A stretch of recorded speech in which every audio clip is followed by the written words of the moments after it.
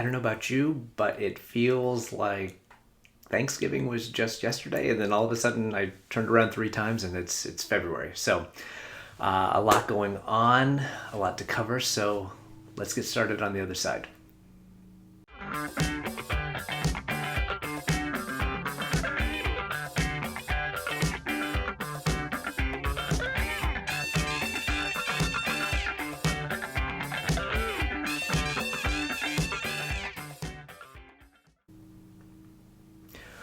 Welcome everyone to Gary Knits, Gary Rides, a craftivism podcast at the intersection of making things and doing good.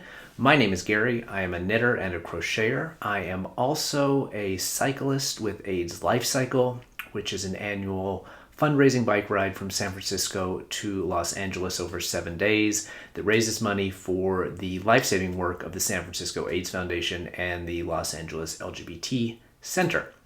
You can find me on Instagram at GaryKnitsAndRides and on Ravelry at GaryKnitsAndRides.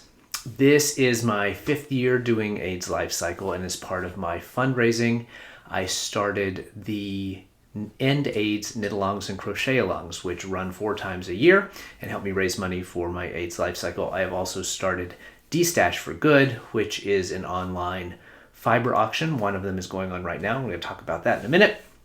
And you can find that at Destash for Good over on Instagram.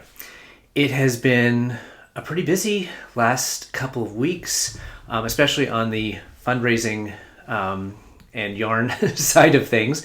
So on the Knitalong and Crochet-along, we are halfway through the first Knitalong Crochet-along of 2023. It's actually the second Knitalong Crochet-along of the season, because my season runs from September, hit the camera there, from September until June, which is when the ride happens. So I kick it off every year in September and then run them through June.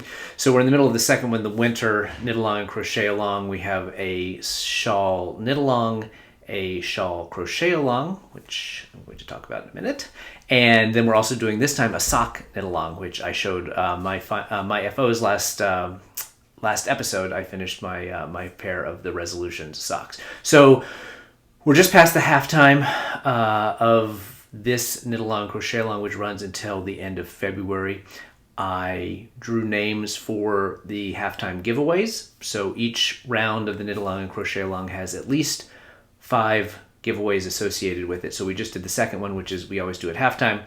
And on the Crochet-along side, Creations by Valerie was our winner. And on the Knitalong for the shawl, Ace Fiber Artist was the winner. And then in the sock Knitalong, Kara Crafts was the winner. So congratulations to all of you. I just saw yesterday that the prizes have been starting to be delivered to everyone, so it's great to see them opening up their packages. The prizes this round were each a skein of yarn and a pen, which I showed off last time.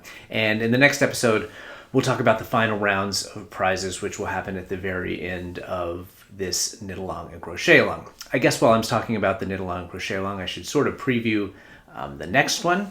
So the spring Knitalong and Crochet-along, I think going forward is going to be what I like to call a choose your own adventure. So we're not teaming up with a dyer and designer for a specific project. It'll run kind of like, if you were following me at the time, kind of like the wildcard division ran in the season 2 kickoff. So how it'll work is you can work on any project you like. It could be a whip, it could be a new project, something that's been in your queue for a long time, kind of a little bit of spring cleaning. And you're going to just buy a ticket to the Knitalong Crochet-along, which is basically your entry into the giveaways, and then it'll run just like one of my normal Knitalongs and Crochet-alongs. Won't run the full 2 months. Probably will start it mid-March and run it through either the end of April or maybe mid-May. So maybe it'll be close to 2 months. I just want to give us a couple of weeks of buffer on either side of the winter Knitalong and then the Pride Knitalong, which will kick off in June as I head out on my bike. So it'll be choose your own adventure. There'll be a crochet category and a knit category, and we'll show off all of our whips and FOs like we always do. So that'll be coming down the pike after this one ends, and I'll talk about it again on a future episode and sort of get into detail on how you get the tickets, etc. The other thing that's currently going on and has, when you see this on Friday, 2 more days to run. So run until 8 p.m. on the Sunday the 12th, is the current Destash for Good auction over on Instagram. Again, I'll put it up here, Destash for Good. Has been running for the last week or so, and there are 402 items. So it's yarn, it's spinning fiber, there's some books, there's some needles and project bags. A good mix across weights of yarn and classes of yarn in terms of there's some budget yarn, there's obviously some hand dyed. I think there's some 100% cashmere in there, but every weight from bulky down to lace. So there's a lot of things to look at and shop for. I ran some numbers over the weekend if you caught me on Instagram. We currently, I haven't updated it since then, but we were running at about $4,300 in proceeds for AIDS Lifecycle. And the average listing was going for about 60% off retail. So still some major bargains out there. There's been a fair amount of bidding in the first couple of days, then it kind of died off. I expect at the end of the auction there's going to be a flurry of activity. Actually, things today have started to pick up a little bit, as I think people have kind of staked out the things that they're bidding on and starting to hammer in on where they want to try to grab their yarn. So there's still plenty of bargains. Like I said, the average listing is at 60% off. Historically, I mean, I've only run 2 of these in the past, but historically, most things go for 30-ish% off. So I think there's still a fair amount of fundraising to be done, and a nice balance of people getting a bargain and raising some good money for AIDS Lifecycle. So go over to Destash for Good on Instagram if you hadn't had a chance to look at. There's some really great yarn and still some really good bargains out there. I think almost everything has at least one bid. Some of the books still don't have a bid. It's the first time we've tried auctioning off books, and we'll kind of see how it goes. I'm pretty open to people putting anything that's sort of craft related in there just to see how the bidding goes. But most of the yarn has a bid, but there's still a lot of hand-dyed, indie-dyed yarn for under $10 a skein. So some really good opportunities to pick up some great yarn at a pretty good price. So that's been going on. I started training on my bike outdoors a little bit probably later than I should have.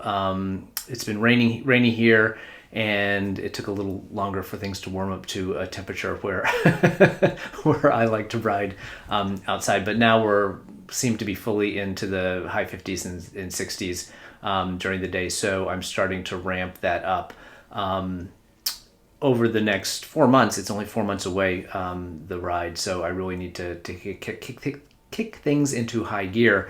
I try to start off at about 50 miles a week. I may ramp that up to more like 60 or 70 just as a start. This being my 5th year, I kind of have a good feeling about how the training cycle should go, and then ramp that up pretty quickly to 100 miles a week, and then kind of towards the end, I would say the peak week is about 250 miles in one of those final weeks, with at least 100 mile ride under my belt before I go on the actual ride itself. So a lot of training ahead of me, and happy to be back out on the bike. It's I enjoy sort of taking, right now it's about an hour and a half ride, and just kind of really clears my mind, and a little break from being in the house with the dogs and knitting. So that's great, but it is a lot of work ahead of me. So I started that, and then I had a business trip this week. The only other major thing that happened this week, I had a business trip up to San Francisco, which was nice. I got to go a day and a half early, and I was planning to try to catch up with some yarny friends, but a couple, people were getting ready to go to Vogue Knitting Live, and people were out of town, so I didn't get to catch up with those people, but I did get to catch up with some of my friends who live up in San Francisco and have some nice dinners, and I actually did a little shopping, which we'll talk about in a minute. But it's nice to be in San Francisco when the weather's nice. It's just a fun city to walk around in, so that was great. So it's been a busy couple weeks, but I've gotten a lot of knitting done as well, and some things to talk about there in terms of the knitting, and we can go ahead and get started with the Knitalongs and Crochet-alongs. I have an FO. I mentioned it before. This is from the Crochet-along. This is my version of the It's Better shawl from Austin's Crochet podcast. It is the Intarsia crochet project that we have been working on since the beginning of the year. The yarn I'm using is the orange and the blue. The blue is called Paris and Autumn, and the orange is Burnt Orange, and they are both by Louisiana Yarn Guys. This was part of a kit that they had put together for Austin's shawl. They actually had two different colorway sets. I took the Autumn set, so it had the Paris and Autumn, which is blue with some nice flecks of the orange and some green, and then I opted to go off book on the third color, which is this green. Here you can kind of see more of it, not in the lace. And this is Blue Fiber Company. The colorway is Fen, F-E-N. So the pattern as written has this lace mesh section, and then has some crochet chains with tassels on them that are worked through the mesh and create a little more size to the finished product of the shawl. But as I discussed last time, I'm not really a tassel guy, and I didn't think that would be something that I would probably wear. So what I did was just did the mesh section as written, and then did a couple of rows of single crochet to give it a little more weight on the edge to help hold that some structure for the mesh. So it wasn't very big when I finished, and it's not what I would say a giant shawl by any stretch of the imagination. Again, the tassels give it a little more size because they have a long cord that hangs down with the tassels weighing it down. But when I blocked it out, it grew nicely, and I think it's actually a pretty good small shawl, perfect for Southern California. It kind of reminds me weight-wise, although it's probably a little denser because of the nature of the fabric, of my lacy shawl by Steph Made that I did earlier last year. But I think it's nice, and I really love how the colors turned out and worked together. I'm really glad I went with this green. As nice as the teal color that came in the kit was, I really love how the green pulls out the little flecks of green in the blue variegated. So I'm really happy with the way that it turned out. I love having an FO. It's going to allow me to start another project soon, and it's been a fun project, and I think people who have been working on it in the crochet along have also had a good time with it. I've seen a couple of them finish up their projects, and we've talked a bit about it on the Zoom call, which we do every week for the Knitalong and Crochet Along every Tuesday evening, hosted by Valerie of Creations by Valerie, who was actually the Crochet Along halftime giveaway winner. She hosted every Tuesday at 7 p.m. Eastern Time, 4 p.m.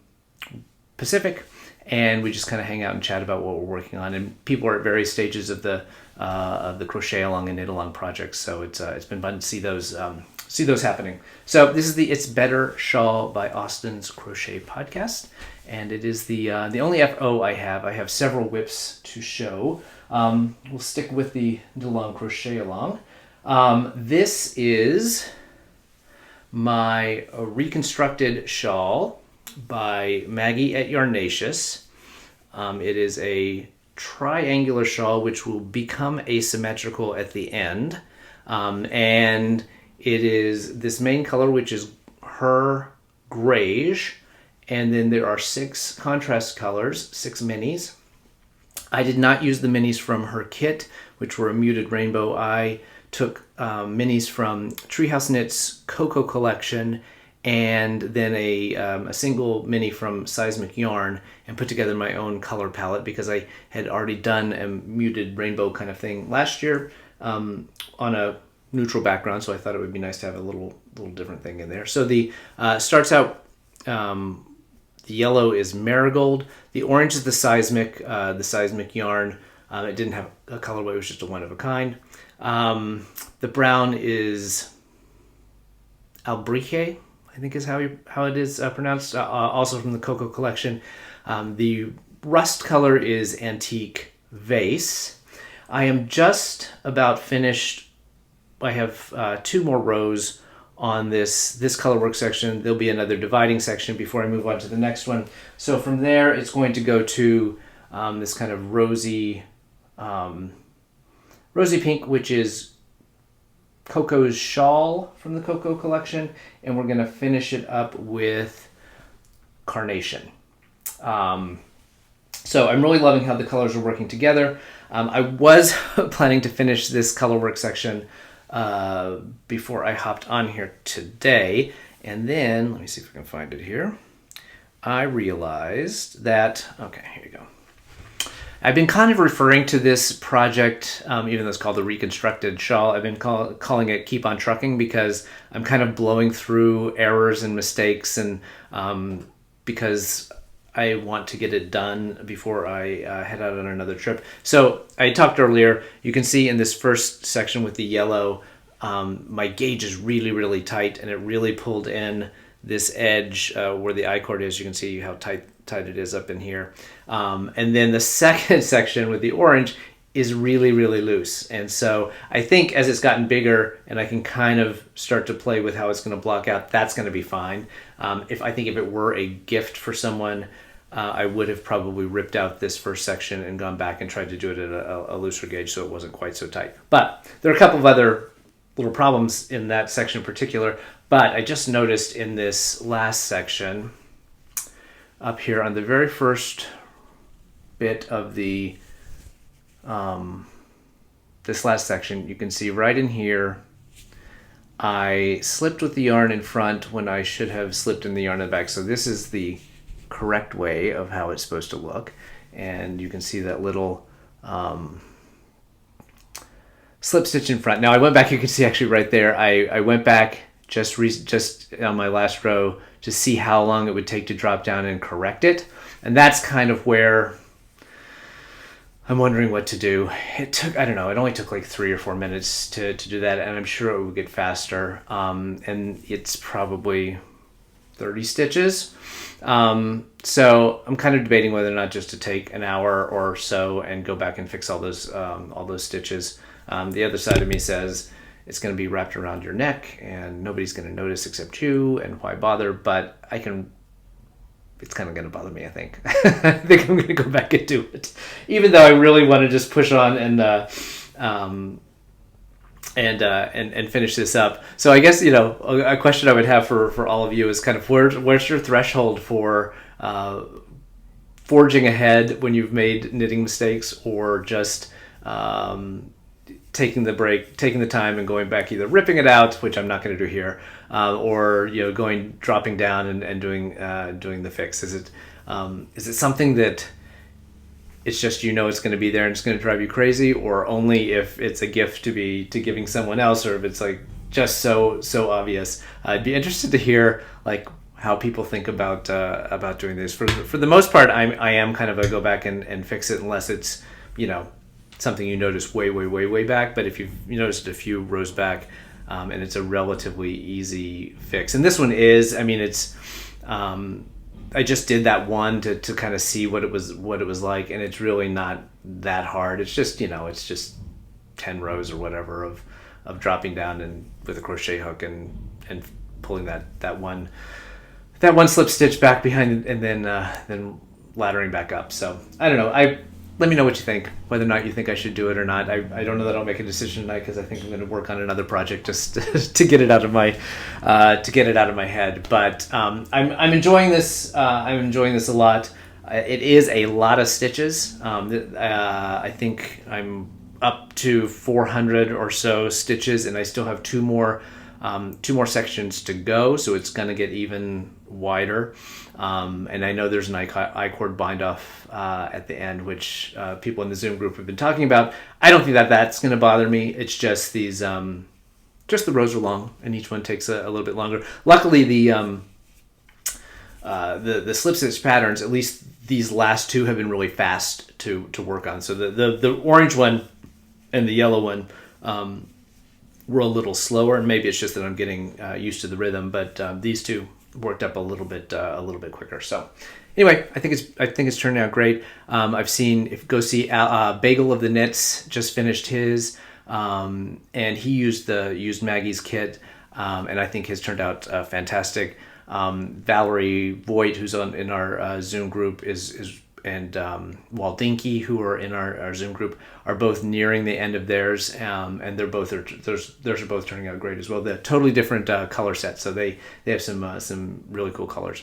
So I had a lot of fun. Working this, and I'm really going to be interested to see. There's the asymmetry of it kind of happens at the end.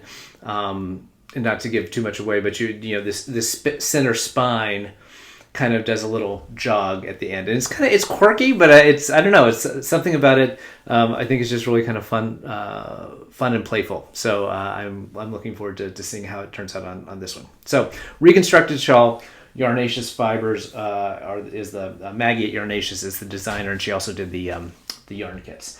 The other thing that I'm really having fun with, as I was the focus of last week's or 2 weeks ago's episode, was part of my goal in 2023 of becoming a sock knitter. So I think I had started these, maybe not, but I definitely had finished my sock Knitalong socks, and these were next on the needle.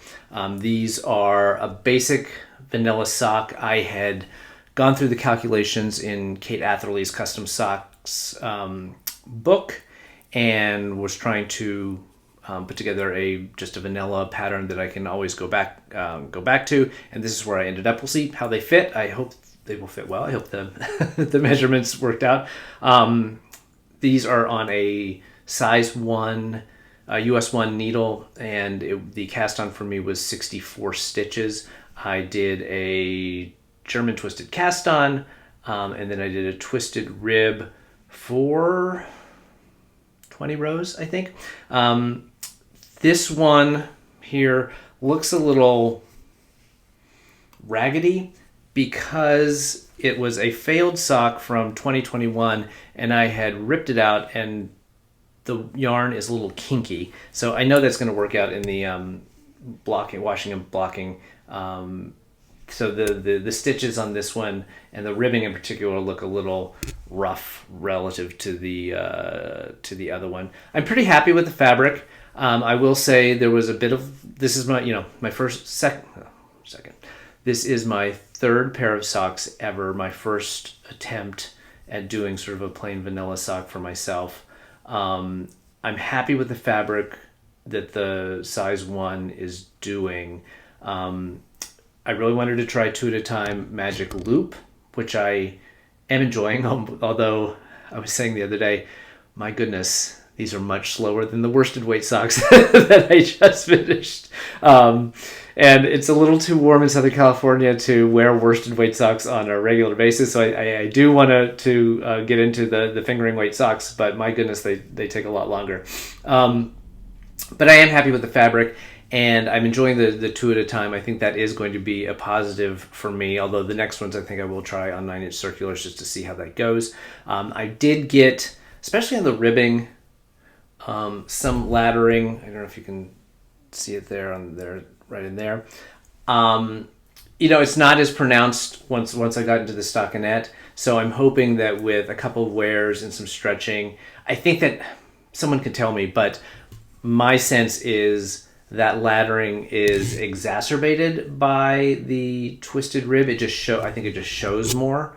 And I hope that, like I said, with a couple wears and some washing, that kind of works itself out. I didn't really notice it until a little too late, and then I did try various techniques that I read about There doesn't seem to be a real consensus on how to avoid it. I read, pull that first stitch really tight. I heard don't pull the first stitch really tight, but pull the second stitch really tight. So I'm not sure if there's any foolproof way to prevent that. And I don't know if it's worse with Magic Loop or any of the other techniques that.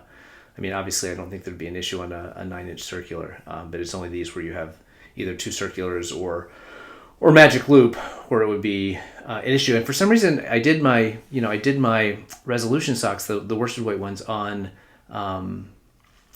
Magic Loop, and I didn't notice any of it at all.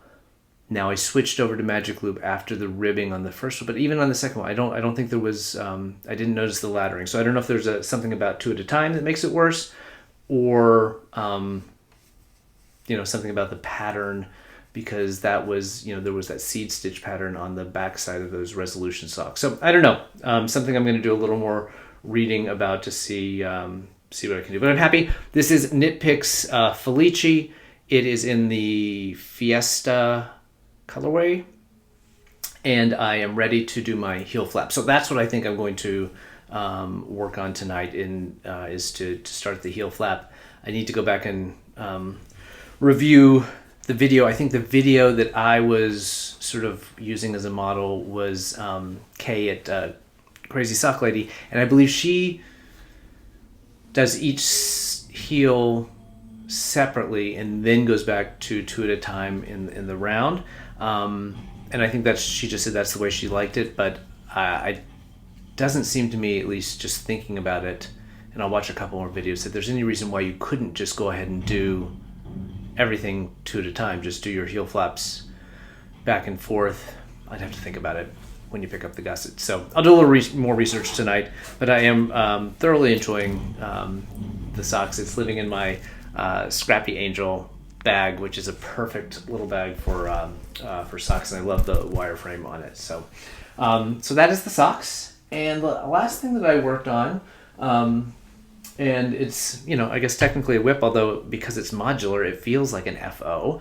And that is the first, let's see, this is how it goes. This is the first square in my Windy Day blanket. So Windy Day blanket is a pattern by Pearl Soho.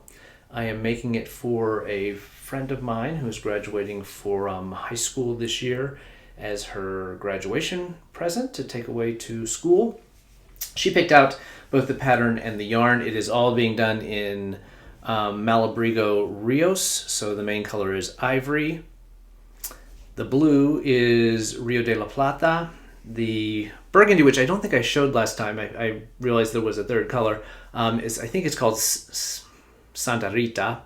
And then there's a gray, which I think is called like Lobo Merino or Merino Lobo. It's kind of a slate gray. So it's really a cool, I'm really enjoying, the construction, and there are 12 of these squares, so I think it's going to be fun and probably end just at the right time by the time I'm like sick of making these squares. So you make, each square is comprised of 4 triangles that join at the middle, and it's a really interestingly written pattern.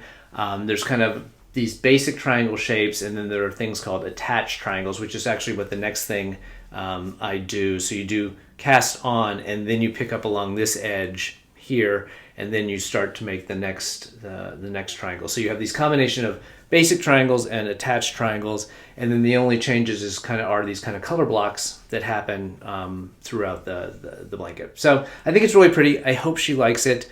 The ivory, as you can see, definitely has some variation in it. It didn't really show up as variegated in the skein, or at least most of the skein. Some of them did. You could see it, but it really has these peachy undertones that run through it. But I think it's pretty, and I think this nice pop of this the burgundy color is going to be great. So that is square number 1 of 12 for the Windy Day blanket. I'll pop a picture up here of what the final project is. So that is kind of whip. I'm hoping to, maybe ambitious. I was hoping earlier when I first started this to try to get 1 square done a week, which would then get me finished by end of April.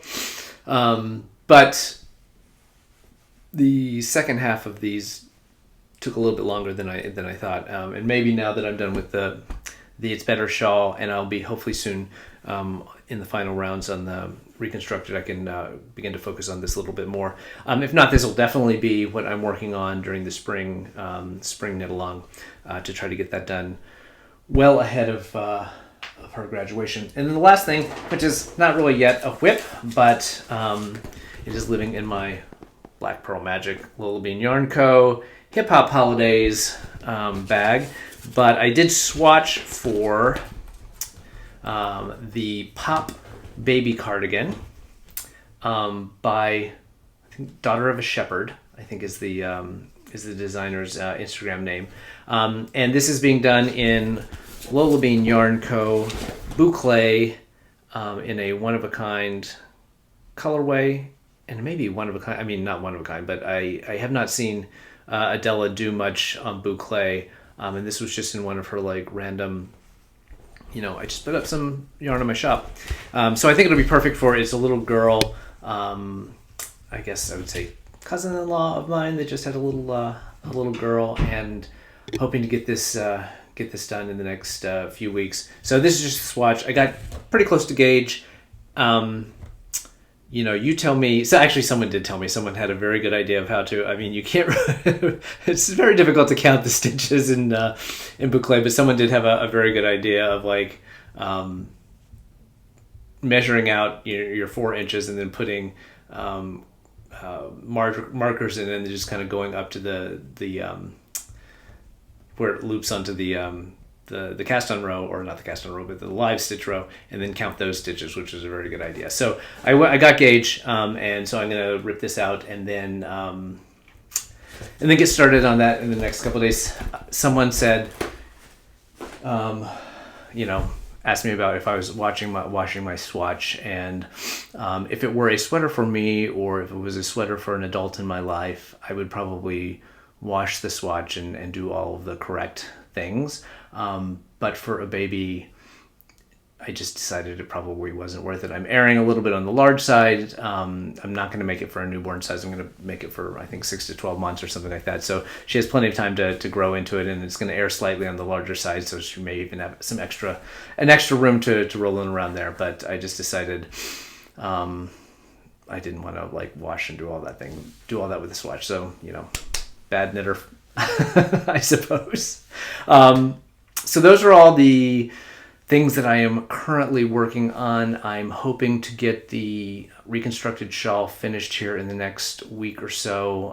I have another travel thing happening at the end of the month, and I'd like to get that done before then so that I have it finished by the end of the knit along, and then I can take some smaller projects on the plane with me, whether that's the baby cardigan or a hat that I want to get on the needles soon as well. So hopefully we'll get that shawl wrapped up here, and then I'm going to kind of try to focus on working on that for the next couple weeks to try to get that wrapped up.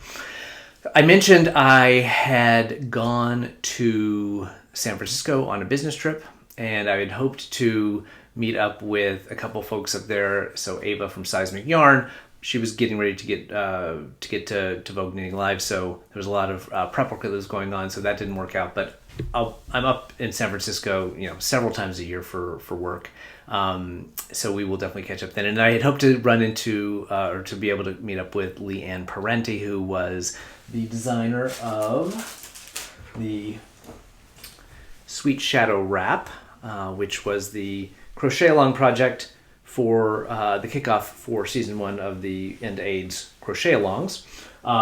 And she was going to be out of town, so I didn't get to see her as well. But I did go to Firebird Yarns. I had never been, and it actually happens to be just down the block from a good friend of mine. So I was over at her house, and went out for lunch. And while she was doing something at home, I said, I'm going to run up the street to Firebird Yarns. So I did.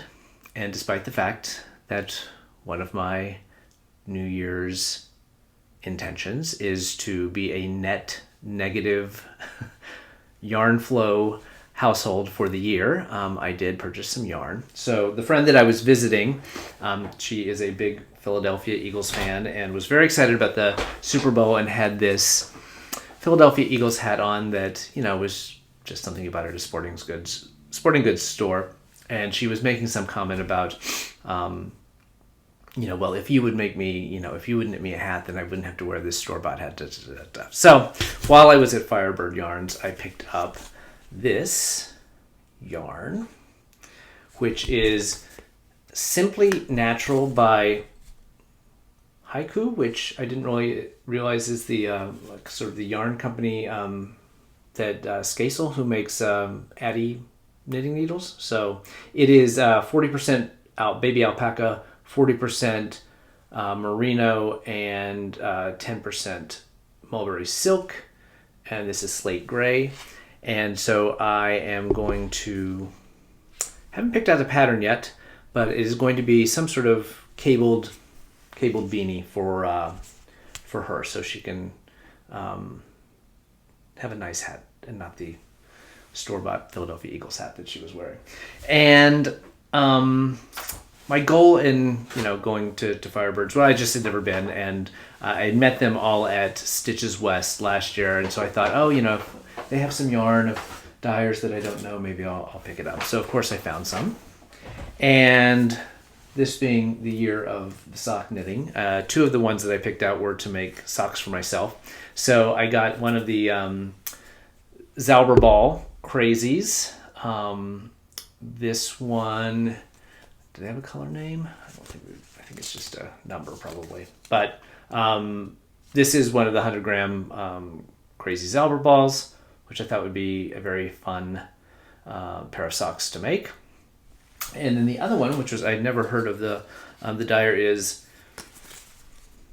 Haverland hand-dyed yarn, and this really great greens and browns and teal blue, and it's called Ranger Danger, which is fun.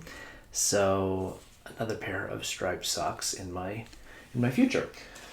And then just because I had never heard of the dyer and I liked the color, I picked up this skein of Comma Chameleon Yarn Co. Fingering weight 75-25, and it's called Pluviophile is the colorway, but nice, you know, very typical for me, blues and olives, speckles, but I just thought it was a nice color. I think it would be a great hat for myself at some point down the road. So those were my purchases. I tried to be restrained. It just means that I have to pull 3 more balls out of the stash for a future Destash auction sometime this year to try to stay at net zero. I'd like to go negative, but we'll see how that goes. But that was my acquisitions. I didn't have anything come in the mail in terms of heart mail or booty stash enhancement. One thing I forgot to show a couple weeks ago or a couple episodes ago when I had the big yarn haul from the emergency yarn sale that Knitters Without Borders did for the GoFundMe they were raising. But Tara from Knitters Without Borders had put into my package a little gift, which is adorable, and I forgot to show it last time. I don't know if you're going to be able to see it, but first, so it's a little, it says code maker, but it means cord maker, so it says cord maker plate, and it's this little plastic thing, you can see it in the picture back there, and you use this teeny tiny little knitting needle, and it makes I-cords, and there's some other little tool that I've seen that's sort of similar, but it's very cute. But it came with this adorable little mini of opal yarn, which is so cute. So I haven't played around with it. You know, if I had like a hoodie or something that needed a long I-cord, it might be something to do. So you just have to see if it's you know, faster than using double point needles, but it might be fun just to play around with that. So thank you, Tara and Mayu from Knitters Without Borders for that little treat that I forgot to show earlier when it came in. So that was really it on the acquisitions and giveaway front, I'm not really expecting too much more in the mail.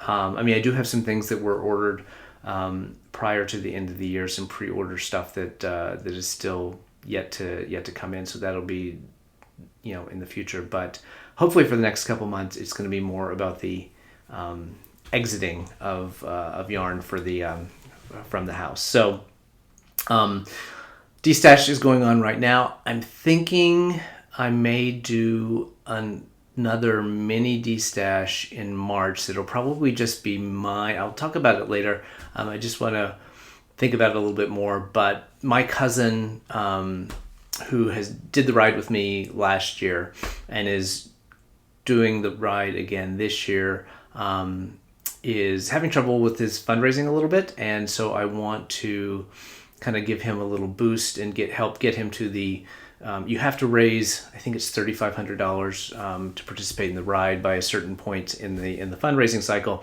And so I just want to help jumpstart that a little bit. And I thought maybe I'd just do a little mini Destash that would help fund his AIDS Lifecycle, and then follow that up with another big Destash sale in April as kind of the final one before the ride. So we'll see how this one wraps up.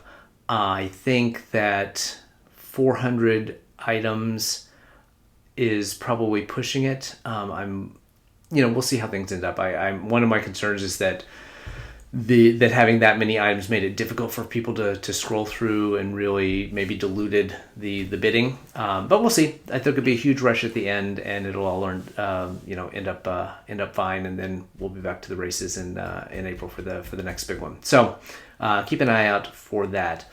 In terms of Craftivism this week, there are just a couple things that I want to mention, and then I have a special guest, which I'm really excited about. So first is Knit the Rainbow. You've heard me talk about Knit the Rainbow many times, and you will hear me talk about Knit the Rainbow many more times, but they are coming to the end of their donation cycle for this year. So they want to get all of the donations that are coming in done by February 15th, and then they basically shut things down through the summer before they ramp up taking in donations of hand-knitted hats and gloves and scarves and socks for homeless LGBT youth.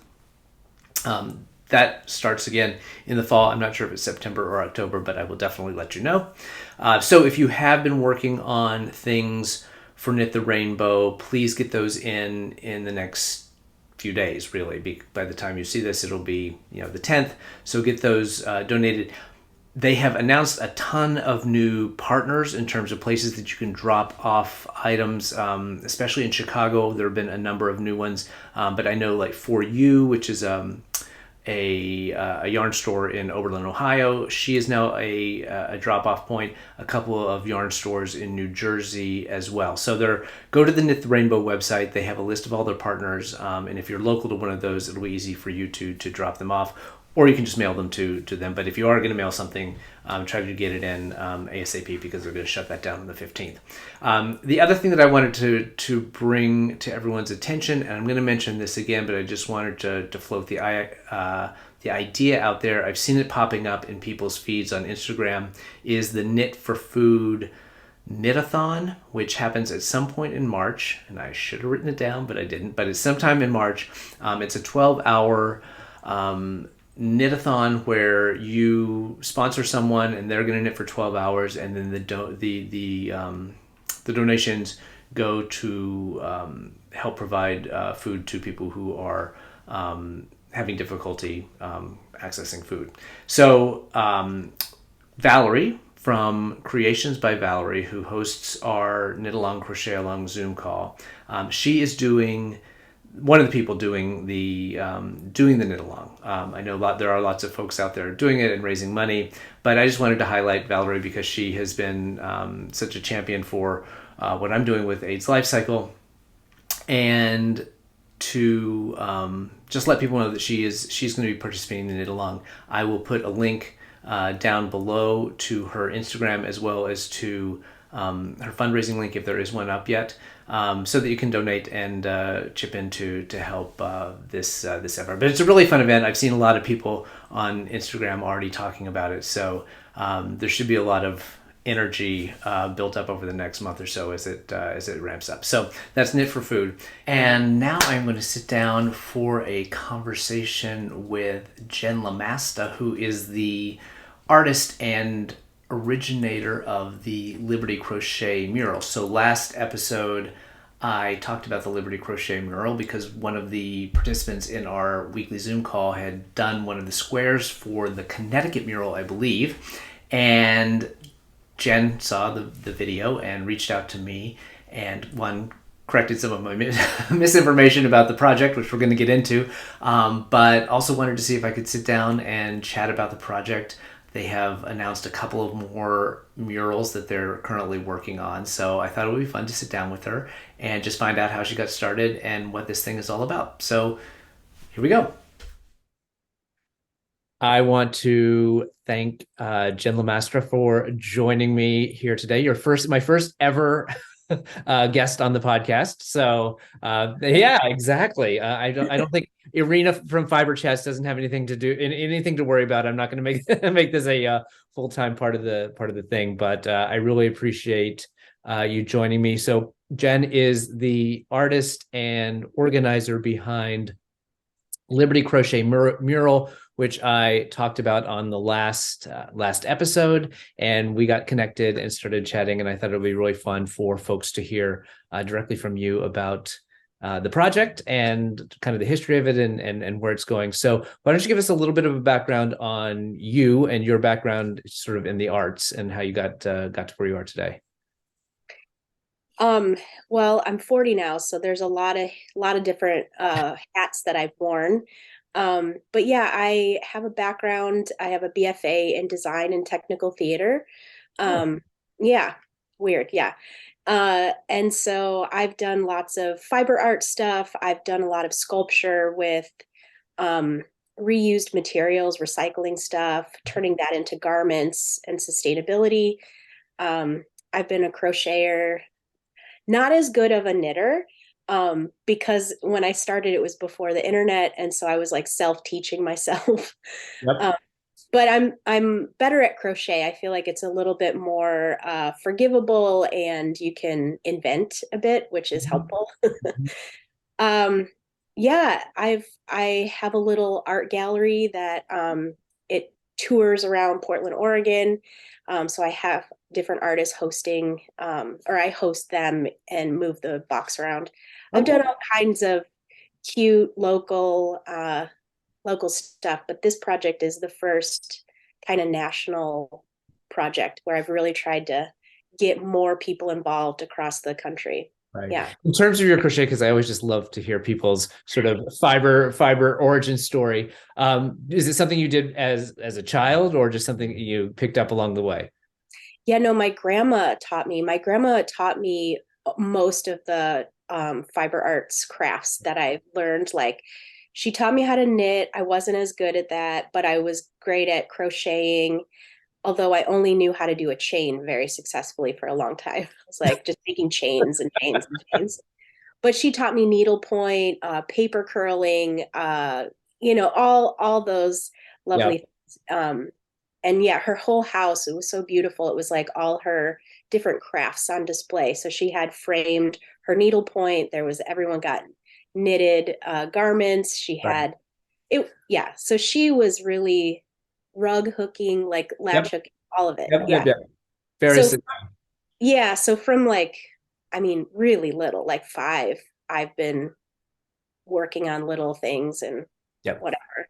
I remember actually I really wanted to braid. I wanted to learn how to braid. Yeah. And she was like, okay, I'll show you. So I remember sitting in the kitchen, and she took some yarn and like jammed it in one of the drawers. And so I was sitting there braiding, and and I was like, I think I can try this on my Barbies. Like, I think I'm ready. And she's like, it's trickier with hair, but I got it. I was Oh. like, oh, I'm really convinced I can do it.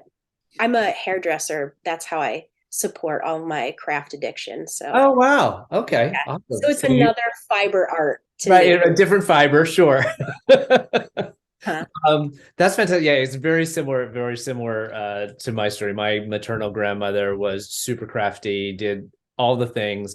And I think as mainly as a way to keep us occupied when we were visiting her, we Yeah. very quickly became involved with like plastic canvas needlepoint, like those Yes. making the tissue box covers and all that stuff. And that's kind of what, and then she taught me macrame, when the only one of the kids that sort of was like interested in moving on, and did that for a while. So it was a very similar story, but I wanted to get into a bit on the mural. Now, how did the whole idea sort of get started? I know you started with the one up in Oregon, but how did the kind of idea come to you? And Yeah. Well, I had just participated in a Ukraine mural that was protesting the war there, and it was a similar yarn mural by London K, the Love Across the USA. okay.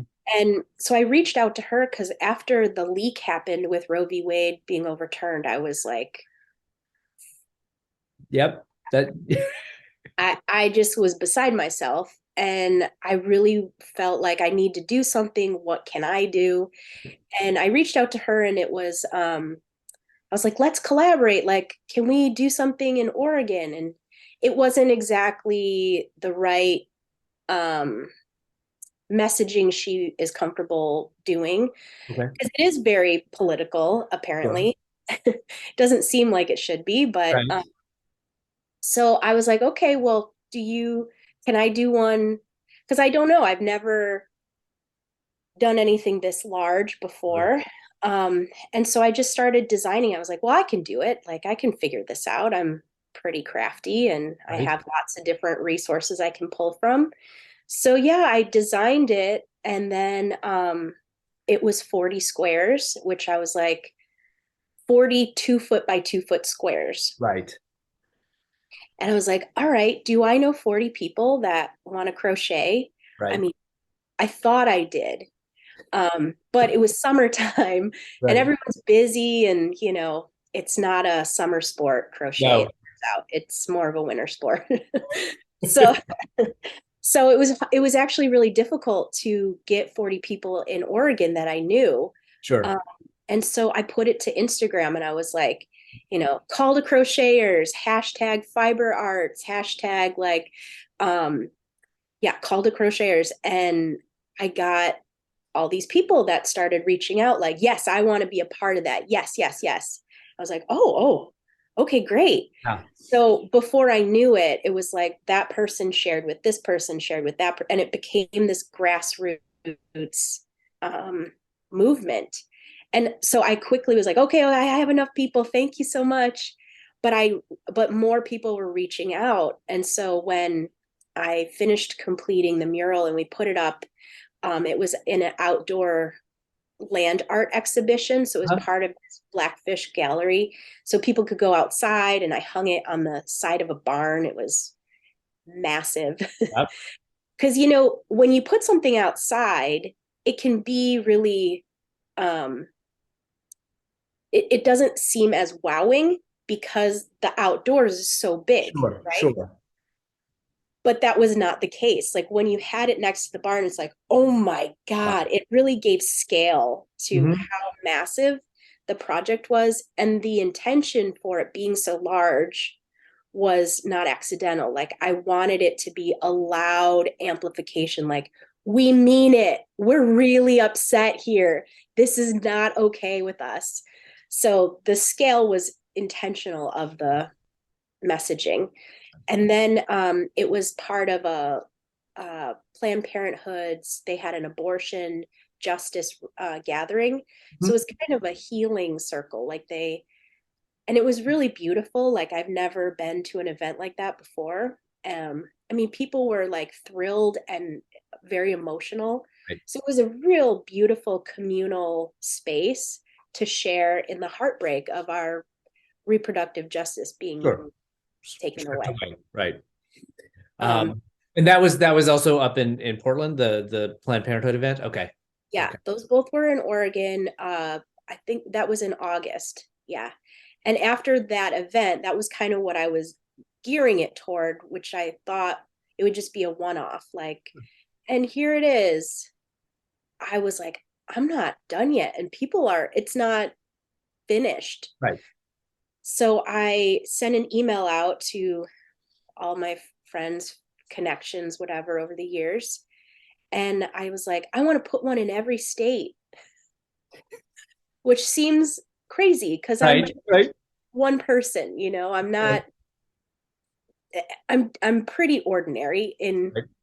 in some ways. And one person reached out from Minneapolis and was like, yeah, I want to do one.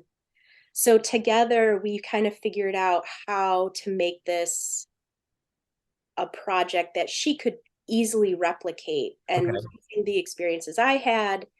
And then from there, we were like, let's host a Zoom and just see if anybody else wants to join.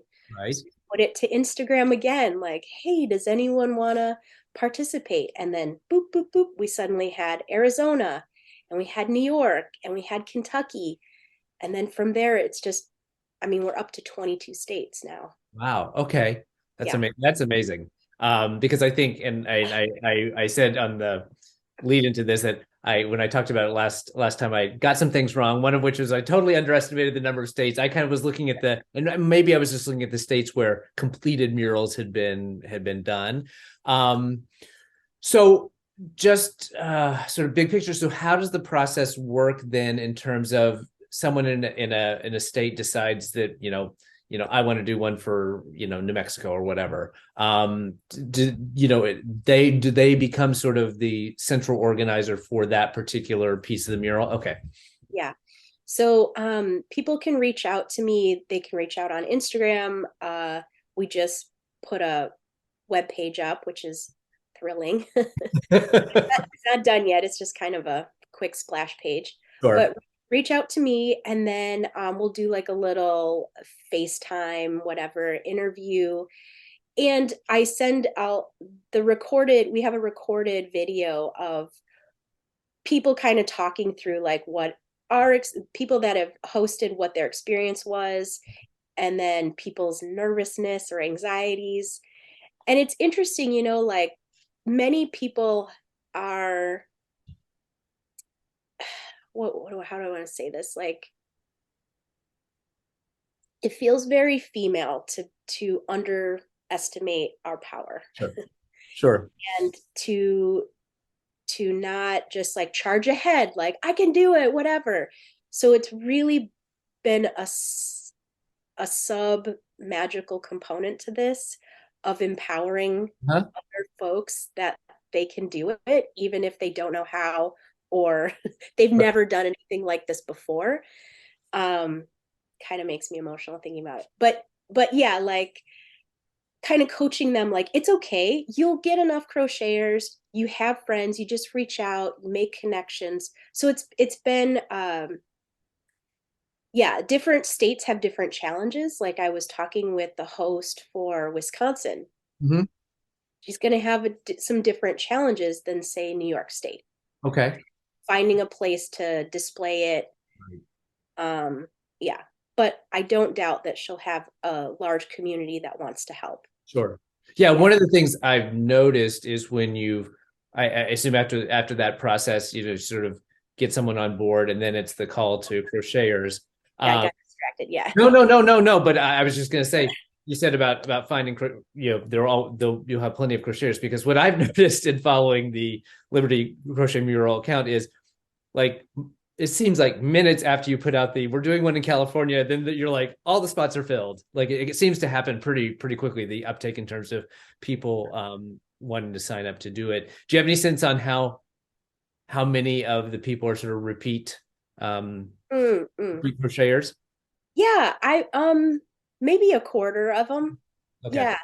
Yeah, lately what's been happening is the states that are hosting, they hold back the call. Okay. So they connect to their community. Sure. And then if they're like, okay, can you help? And I'm like, sure, no problem. And then it's That's like, boop, yeah. done. I mean, So, that seems like a great way to get sort of the people who are sort of most, tied to the particular state or whatever, sort of getting it tied into the process. yeah, first dibs. Yeah. Yeah. Yeah. Yeah. Yeah. Yeah.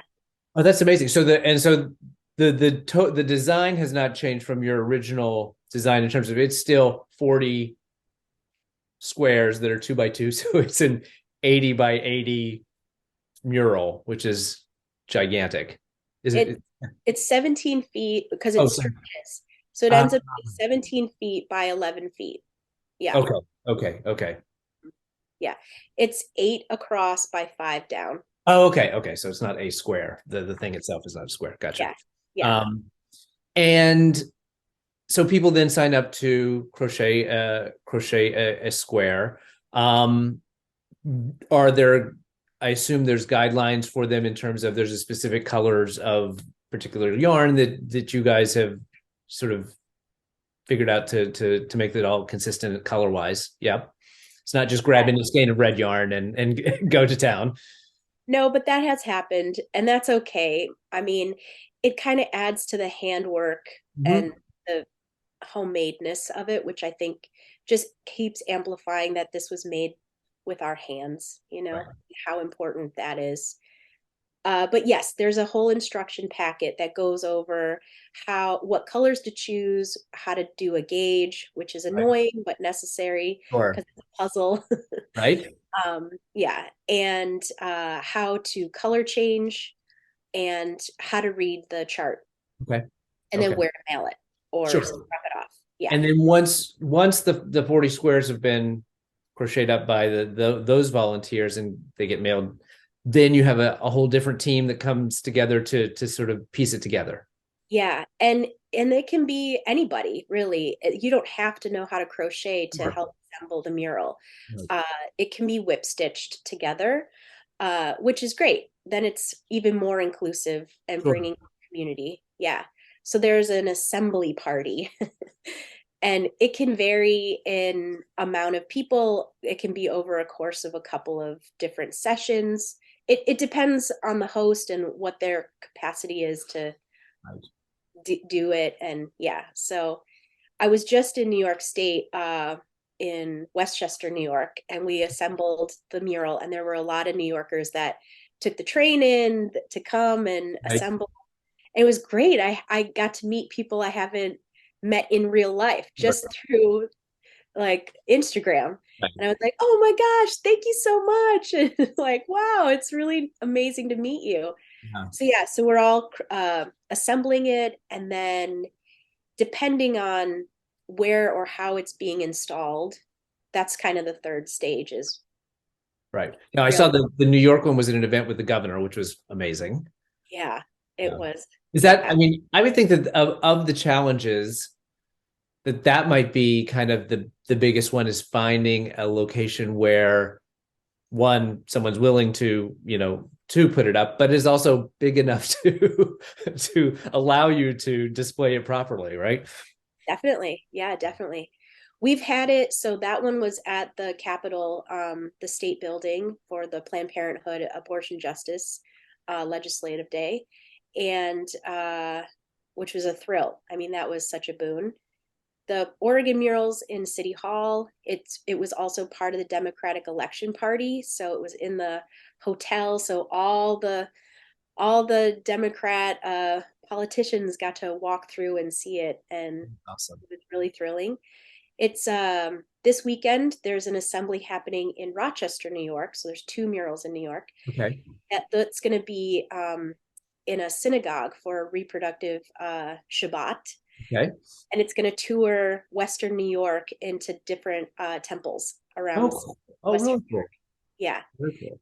It's been at a university. It's been, let's see, at a fundraiser for it was Rise for Row in Minnesota. It's been at art galleries and women's marches.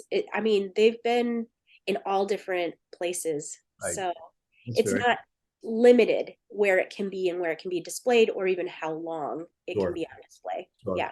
And I assume that you or the state hosts, are in contact with whether it's Planned Parenthood or NARAL or whoever the local, reproductive justice organization are to try to tie into their events and things like that to sort of always have a spot for it to go to. That's really amazing. Now and I think I asked this, but each one's identical, so you haven't made any changes to it state by state to.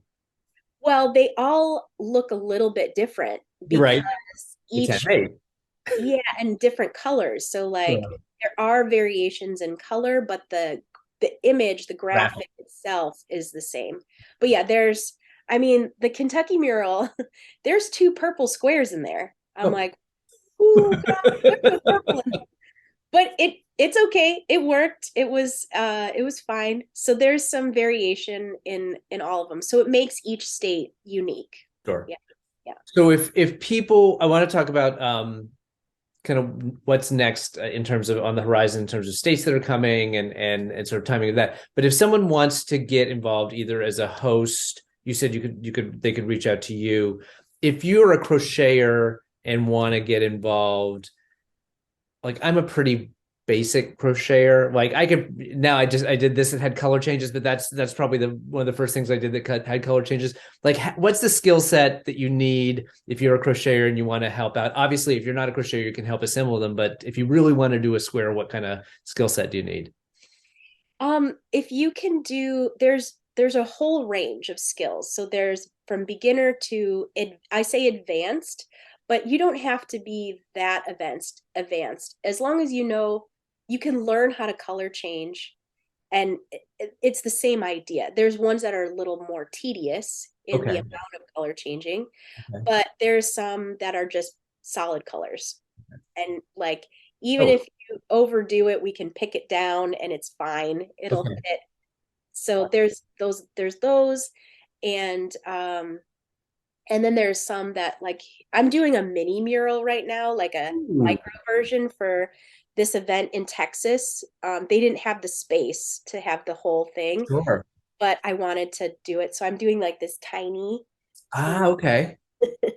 and there's a lot of color changes on here, but you can kind of see the cheat, right? Like Yeah. version Okay. cover. But same idea. And once you color change, you can do any of them. Okay. Um, Okay. So, and you could, I guess, if you reach out to the host and say, listen, I'm really comfortable making a red square. There are some of those that you can make as well. yeah, in the sign up form, when you fill out to apply to do a square, we have a skills like Okay. how would you rate your skills? So we assign a square to your skill level. Gotcha. And then you Yeah. just have to be able to sort of hit the gauge more or less to make it. But luckily, it's stretchy, so you can kind of. There's some forgiveness there, yeah. Yeah, absolutely. The magic of blocking, I know it well. So you said you're up to 22 states complete or 22 states that are sort of in process? 22 states that are in process signed up. I've talked with them and they're kind of getting started. I Okay. think we have, well, I haven't done the math yet. I think we're completed murals. We're at 9, maybe. Okay. Okay. Yeah. And then there's a bunch right now that are in process. Connecticut, New York's almost, Rochester's almost done, Michigan, Massachusetts, and North Carolina, I believe, are the one, and New Jersey. Oh my gosh, and New Jersey are in process right now. In California, right? Because I just saw.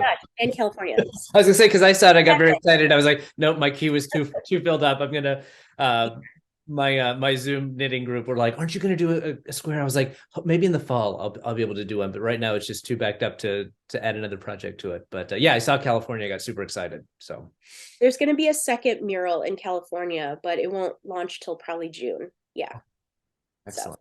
mhm. I'll be plenty. I'll be done with my bike ride by the end of June, so maybe I can commit to doing one then. Yeah. So I mean, how long do you think it'll take to get the full 50? I don't know. I mean, When did this actually start? Like how fast has this moved? this has been 6 months, right? Because Wow. I Okay. started in July, June or end of June. And August was it August? Yeah, I believe all of August was the mural, like on display, the Oregon mural. Right. So Minnesota didn't happen until I was talking to her in September, and Wow. hers didn't go up until mid-October. Okay. Yeah, So this is really fast. fast, really fast. Yeah. Yeah. I want to mention that we started a GoFundMe Oh, yes. to help support the hosts because it's been going so fast. It's been hard to get on a grant cycle that would help immediately Sure. the hosts that are volunteering. And it's not an astronomical amount of money to be a host, but there is expenses as far as like building the structure for installation with PVC pipe. Mhm. Um, at this moment I've been traveling to the different places to help assemble because some of them don't have that experience. They're masters at crochet, but they're not like builders of Right. yeah. Mural frames. Yeah. Um so it just helps support the hosts, and then if crocheters don't have the financial means to participate but have the desire, we want to support them and give them yarn to participate. So we don't want there to be any um, reason someone couldn't participate if they wanted to. Right. So Right. yeah. I will definitely, so in the show notes down below, I will link to the Instagram, your Instagram and the Crochet Mural Instagram page, as well as put in a link then to the GoFundMe and the website. Now that you have a website, if you shoot me that link, I'll pop that in there as well, so folks have resources in terms of where to get the information. But Thank you. um, Appreciate that. absolutely, no, this is it's really exciting. I mean, it's great to see something take off so quickly. And I had a similar experience with my Knitalongs and Crochet Longs, where sort of overnight it kind of blew up, and it was one of those things where you kind of keep saying yes, and some really great things. It's a fantastic community in terms of putting these kinds of projects together. People, I think, love to um you know exactly what I talk about on the podcast, sort of combine this love of like making things and also doing good things for different causes. So it's really cool to see it take such a gigantic shape in terms of these massive murals, and I can't wait to see the California one. Hopefully it makes it to you don't know where it's going to be yet, or The host is lives in San Francisco, and then the second mural will be in Southern California, like okay. Los Angeles. Yeah.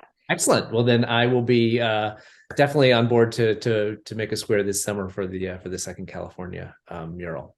And we would love, and there can be multiple hosts per state that can help. I know just New York, they had three different hosts. So they collaborated together. Like one person was really good at outreach, one Mhm. person was like very good at crochet. And so together, and one was good at administrative stuff. So together they kind of shared a lot of the duties. So anybody can participate. It's welcome and appreciated. And like you said, that has been one of the gifts of this project is connecting to so many amazing humans across the country, and kind of destigmatizing. Like I live in a very liberal state, Sure. right? And I think the news media has given me an idea of what a red state is like. And I have to say, I've talked with so many awesome people in red states, Sure. and it's really encouraging to humanize each other in this whole project and to realize we are more similar than different, Right. and we collaborating together, it helps get our messages across. Right. Right.